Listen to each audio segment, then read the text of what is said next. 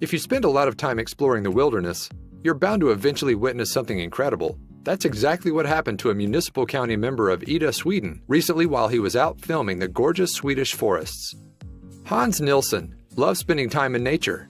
He would frequently spend hours exploring the forest around his town and capturing as much of it as he could on his video camera.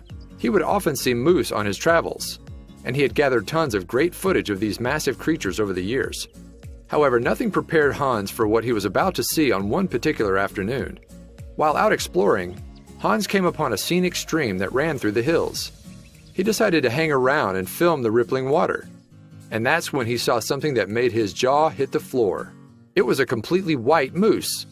This was exactly the second day in a row Hans saw this particular moose. He didn't have his camera the first time, but this time he was ready. The Swede watched with wide eyes as the massive creature slowly made his way from the trees to the side of the stream. Hans had heard about albino moose, but he had never actually seen one in person. For the past 3 years, he searched for one, hoping to capture it on tape, but he never got the chance. Now, his dream finally came true. Hans remained as quiet as he could as the majestic animal slowly waded his way to the opposite side of the stream. He couldn't wait to show the footage to everyone he knew. They wouldn't believe him if he didn't have the proof on tape. Sweden is home to roughly 400,000 moose, but only about 100 of them are white. Some of them have albinism, but others actually have a recessive gene that causes the white fur. Either way, Hans had caught something very special on tape.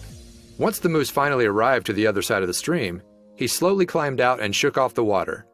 This was the kind of moment that nature fans like Hans can only dream of seeing. Yet here it was. The elegant animal spent a few more minutes gnawing on some nearby plants before he slowly turned his head and looked directly at Hans.